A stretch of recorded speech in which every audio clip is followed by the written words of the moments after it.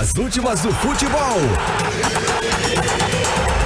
Você ouve agora. Jogo Rápido.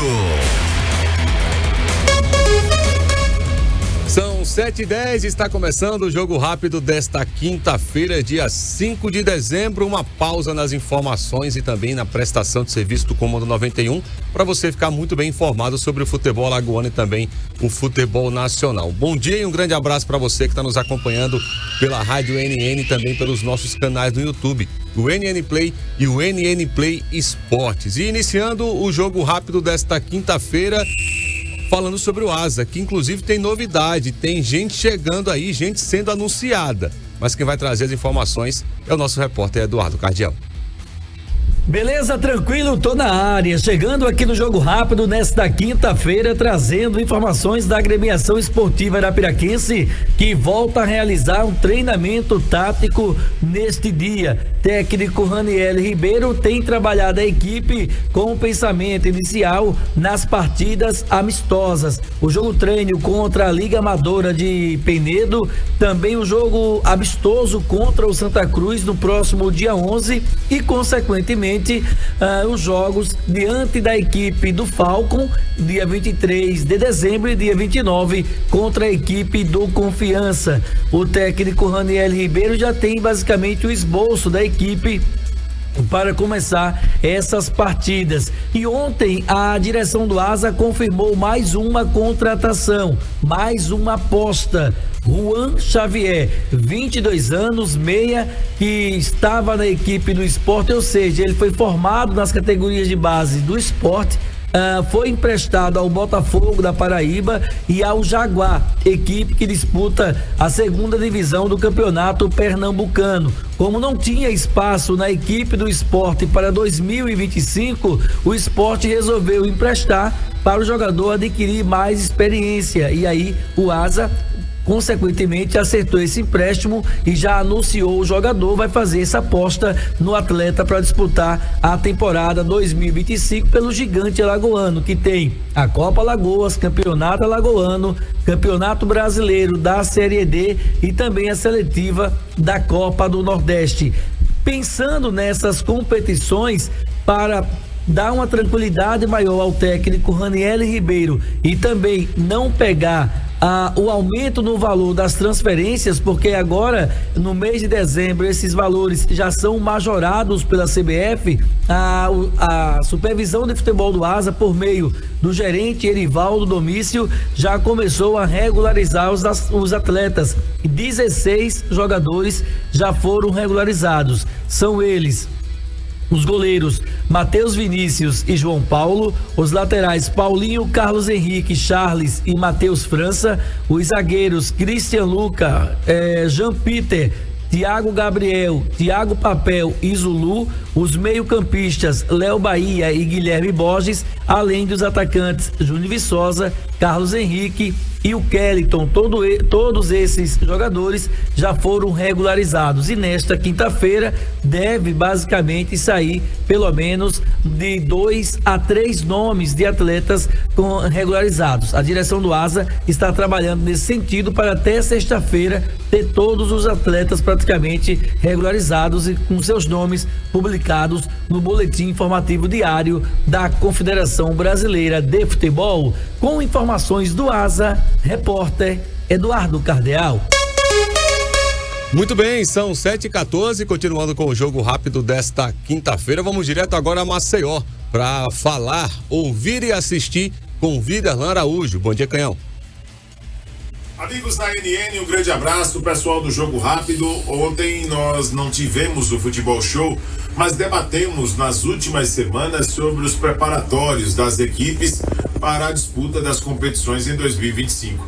Vejo com bons olhos o nível dos adversários que o Asa, por exemplo, um dos representantes de Alagoas na Série D no próximo ano, escolheu para esta preparação, pensando na pré-Copa do Nordeste, na Copa do Brasil, no Campeonato Alagoano e na Copa Alagoas, que são as competições que o Asa terá pela frente. A Série D do Campeonato Brasileiro fica para perto do meio do ano.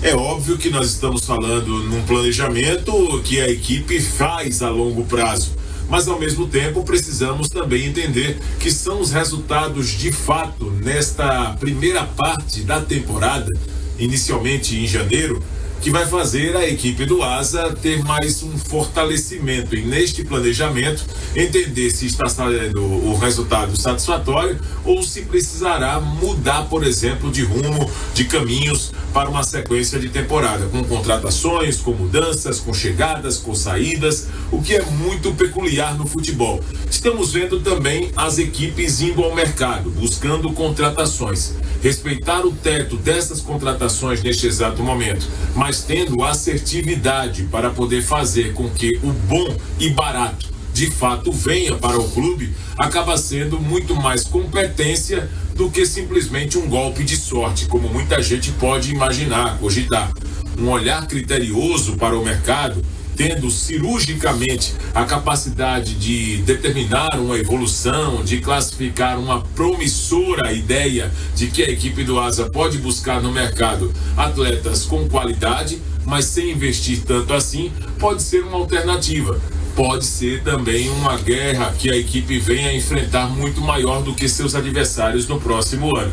Mas é por isso que nós estamos aqui, acompanhando, dando o tempo que é necessário para que o Asa possa fazer as suas atividades, para logo em seguida, nesses preparatórios que terá pela frente contra a Retrô e outros times que o time já tem agendado nesta preparação para 2025, os resultados sejam satisfatórios e que o ambiente do clube passe a ser, que hoje é de desconfiança, que passe a ser por muito mais ambição em termos de conquistas nas competições que o clube terá em 2025 no próximo ano.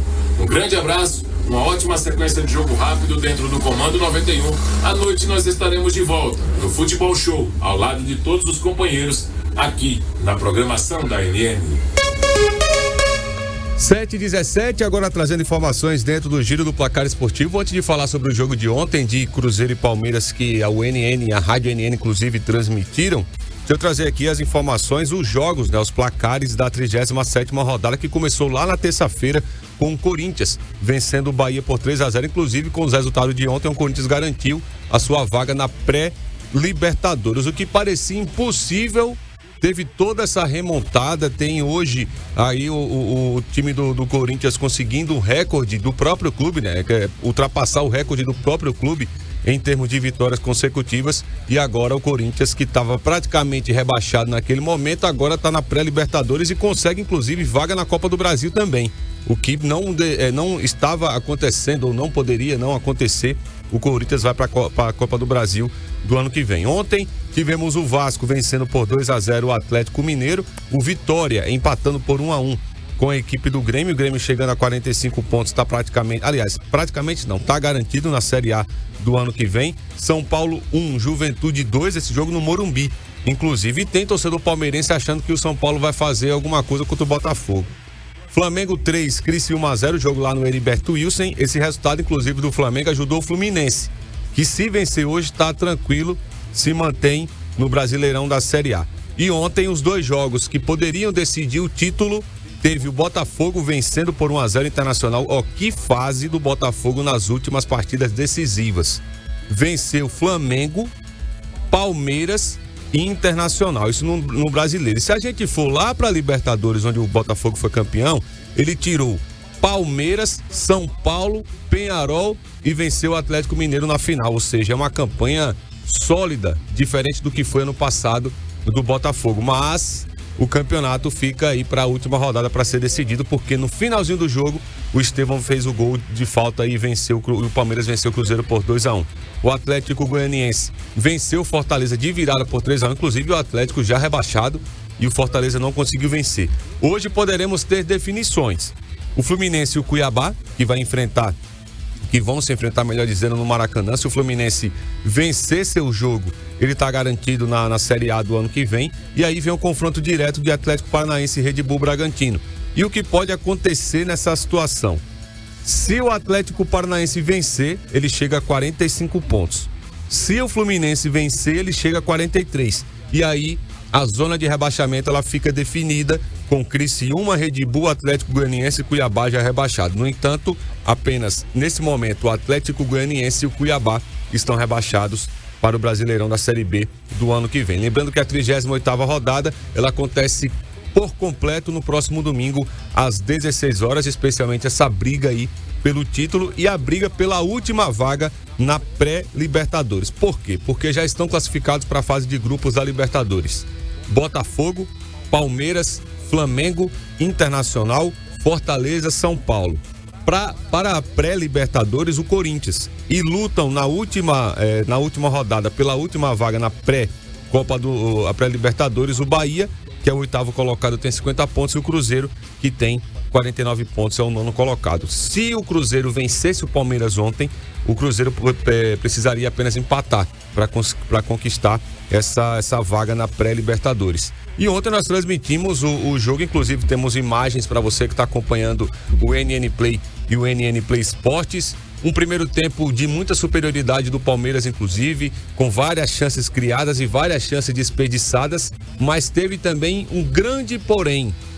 Cássio ontem no primeiro tempo ele fez 16 defesas, inclusive defesas que poderiam sair gol do Palmeiras, e teve toda essa superioridade. O que deu para perceber do time do Cruzeiro, é claro que agora é fim de temporada e naturalmente algumas coisas, alguns quesitos e alguns elementos serão ajustados para o ano que vem, é a dificuldade do jogador em assimilar esse estilo de jogo do Fernando Diniz, e principalmente um aspecto que deu para perceber, o desgaste físico. Para jogar nesse estilo, nesse modelo de jogo e nessa metodologia do Diniz, o time tem que estar muito bem fisicamente, muito bem adaptado e também acostumado a fazer o que faz os times do Diniz. Então o Cruzeiro teve um pouco de dificuldade. Matheus Pereira no primeiro tempo, que é o camisa 10, estava buscando a bola no pé do volante, então havia um desencaixe aí nessa movimentação, mas o Palmeiras não foi letal, não foi eficiente mais uma vez, né? Em alguns jogos o Palmeiras não foi eficiente no Brasileiro. No segundo tempo vem aquele ponto do cenário, os contextos. O que se imaginava um Palmeiras da mesma maneira, mais incisivo, dentro do campo defensivo do Cruzeiro, com mais intensidade como foi no primeiro tempo, muda-se de figura quando o Matheus ele faz o gol em um contra-ataque rápido da equipe do Cruzeiro. E aí vem algumas modificações do Abel Ferreira, o Maurício faz o gol e depois no finalzinho vem a pintura, golaço de falta do garoto Estevão, que acredito que deve até ganhar o craque do Brasileirão desse ano. Então, o Campeonato Brasileiro não está definido, mas em meu ponto de vista o Palmeiras tem chances apenas matemáticas. O contexto para o próximo domingo fica muito mais feliz para o time do Botafogo, que vai enfrentar um São Paulo que não tem mais nada a conquistar no campeonato e é rival do Palmeiras, né? É rival do Palmeiras. O jogo acontece no Engenhão. Então foi um jogo muito bom ontem. Para o Palmeiras, precisa ajustar alguns pontos nesse quesito de matar o jogo, de definir, de finalizar. E o Cruzeiro, acredito que esse encaixe só vai acontecer no ano que vem, que é a assimilação dos jogadores nesse novo estilo, nesse novo modelo de jogo que eles terão que estar adaptados, porque é um modelo de jogo complicado, complexo, mas depois que encaixa essa assimilação, naturalmente o time começa a desenvolver. E ontem também, até para pontuar, eu falava dentro da transmissão que as mudanças do Abel Ferreira foram, no mínimo, estranhas, porque ele tinha o Dudu no banco e não utilizou o jogador, né? Tinha o Rony também no banco e não utilizou o jogador. Pode ser indícios de jogadores que não ficarão para o ano que vem? Não se sabe, mas eu acredito que pelo menos na parte do Dudu foi um grande equívoco do Abel Ferreira em não colocá-lo no jogo, porque o jogo pedia um jogador da qualidade, do poder decisivo e do poder individual que o Dudu tem. Mas aí a gente não sabe o que aconteceu, não, é da cabeça do Abel, às vezes ele morre com algumas convicções, mas eu não teria deixado o Dudu fora do jogo de ontem não, para colocar o Gabriel Menino. Não que o Gabriel Menino seja um mau jogador, mas entrou muito, mas muito abaixo do que se esperava ontem. Ô Piruli, tem um gol separado do Estevão, por favor. Eu sou um cara que já tá no ar, né? Eu sou um cara que eu aprecio a bola parada. Eu gosto de gols de bola parada. E esse gol do Estevão, meu irmão, é pintura. Eu sei fazer pouco, mas quando a bola passa do terceiro homem fazendo a curva pra dentro, saindo do goleiro, meu irmão, nem o Cássio, que tava quase intransponível ontem, não conseguiu chegar. Que golaço do Estevão. Agora, a responsabilidade do menino é grande. Quando ele não joga, o Palmeiras não joga. Quando ele pegou a bola e colocou embaixo do braço e começou a fazer as jogadas dele, o Palmeiras conseguiu sair de algumas situações. Inclusive, é um dos pontos a se ajustar para o ano que vem. Então, finalizando o jogo rápido desta quinta-feira, voltaremos a falar de futebol dentro do Futebol Show às 19 horas, inclusive trazendo informações do Asa, da nova contratação, do amistoso que está marcado agora para o dia 7 contra uma equipe amadora. Já vi torcedor chiando na rede social do clube, mas aí é o planejamento do Asa, a gente vai falar muito sobre isso às 19 horas dentro do Futebol Show. Um grande abraço e um bom dia para você.